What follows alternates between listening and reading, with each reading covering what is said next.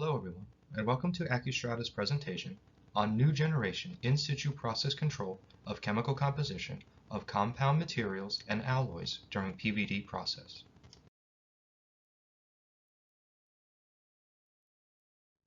In today's presentation, we will discuss atomic absorption as a process control tool. We will look at how AccuStrata's technology acquires data, how it can be installed and configured on PVD systems, different applications and processes which best utilize the AccuStrata technology. We will review elemental performance studies for various elements used by the system. We will also look at future works about where the technology is going, and finally we will conclude.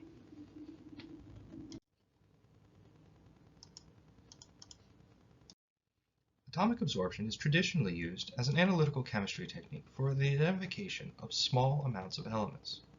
The standard approach uses atomizing methods such as flame or inductively coupled plasma to break down the sample into its chemical constituents.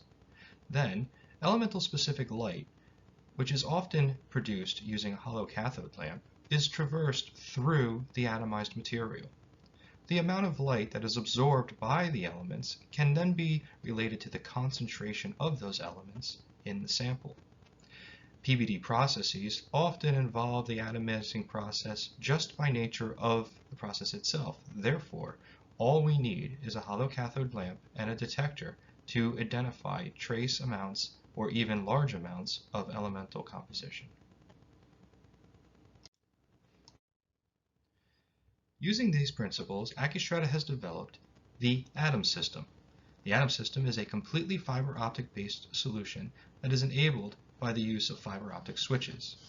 These switches can rapidly change system configuration to allow for accurate data processing. Broad spectrum detectors allow for a single detector to be used for any hollow cathode, which also allows it to support virtually any element of interest. The fiber optic inputs allow for up to 2 hollow cathode lamps to be supported with the system. Fiber optic outputs can have up to 3 channels for monitoring different locations or multiple chambers. And fiber optic sensors enable a versatile installation on the PVD chamber. For the atom system to take data, each data point requires 4 measurements. In this schematic, we see how the switching achieves these measurements. First, a hollow cathode is shown through a fiber optic switch, which can shine the light either through the chamber or through an internal attenuator. The light is then passed through a second switch, which is connected to a broad spectrum detector. In our first configuration, the hollow cathode light is passed through the chamber, through the second switch, and into the detector. This is collecting both atomic absorption and atomic emission light. In our second configuration, the front switch is switched so that light goes through the attenuator. However, the detector still collects light from the chamber. This will collect the emission light from the chamber. Now that we have atomic absorption plus atomic emission, we can subtract out the collected atomic emission and be left with just the atomic absorption. Finally, we need to understand the baseline of the system and the 100% line, or how much light is actually coming from the hollow cathode. To achieve these measurements, the hollow cathode is shown through the attenuator and directly to the detector. This is the total amount of power coming from the lamp. Finally, the back switch is switched so that no light is going to the detector. This is our baseline, or our zero line. After collecting all 4 of these data, the data is processed to provide a total atomic absorption for the element. Using the process discussed in the previous slide, the atom system achieves incredible stability over a long period of time. In this slide, we look at 24 hours of stability at the 100% line, where there is no absorption. The standard deviation of this data is 0.06, leading to very, very stable and reproducible results despite hollow cathode lamps being incredibly unstable light sources. The fiber optic based solution also allows for versatile installation onto virtually any PVD chamber. There are 2 general types of installations that can be achieved. The first and the most common is the external installation, where the emitter and collector are installed external to the PVD chamber with direct line of sight to the plasma process. In scenarios where this cannot be achieved, internal installation can also be carried out. This is where the emitter and collector are installed internal to the chamber, which allows for more versatile configuration and better access to the plasma process.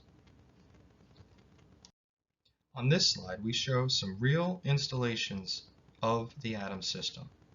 In this first picture set, we see external installations of the emitter and collector.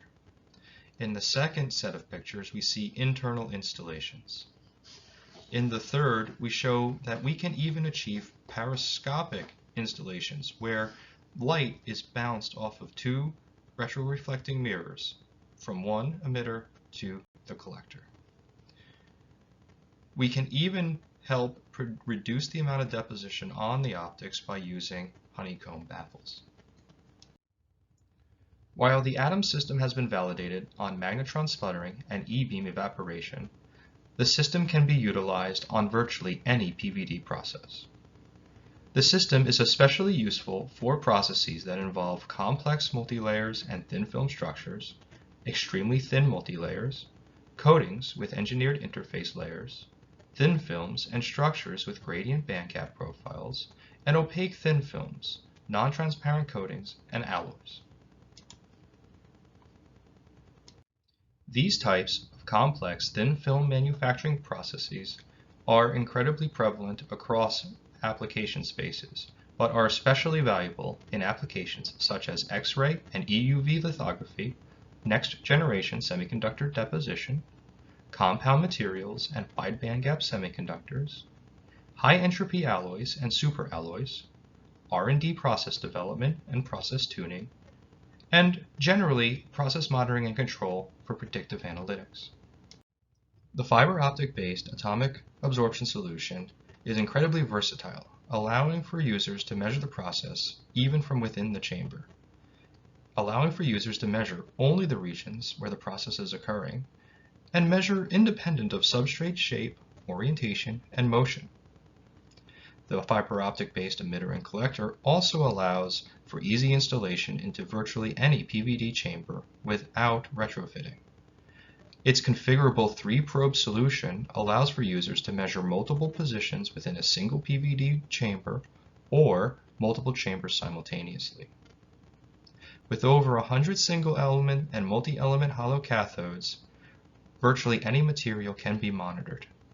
The system is suitable for both deposition and etch processes, and with the configurable multi-bounce geometry, sensitivity can be increased.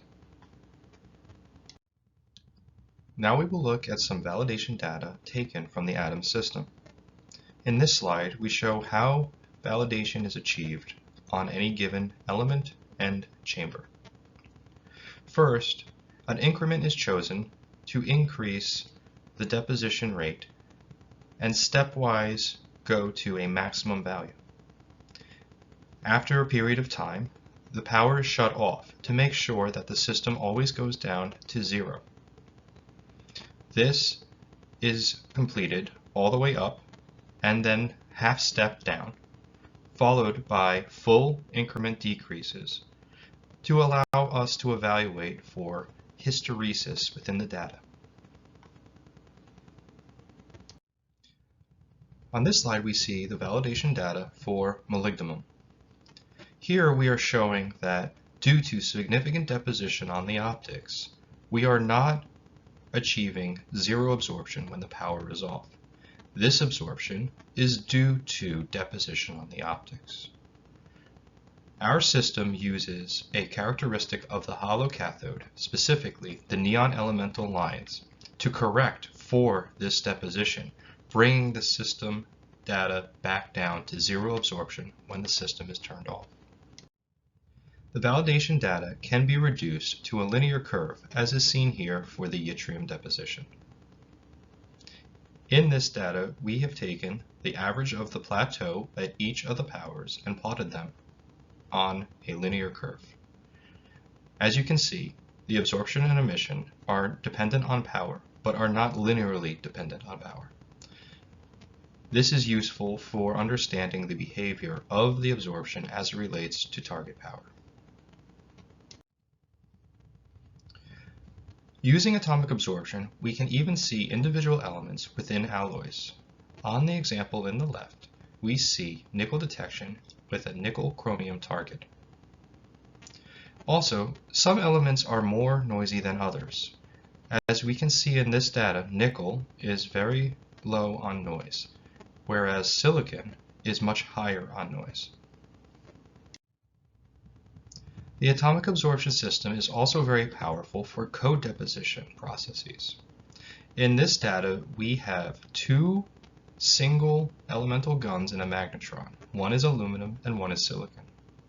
Each can be controlled individually to provide composition spreads of the elements. In this data, we have correlated the concentration to the deposition rate using a quartz crystal monitor.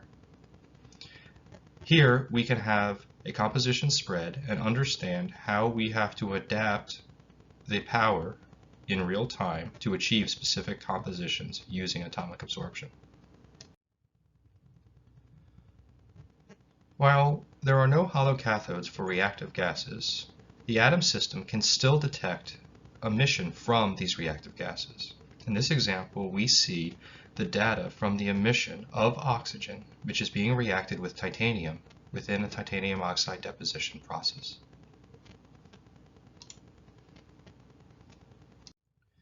The atom system has been validated on several elements and elemental compounds, and also on several PVD processing chambers.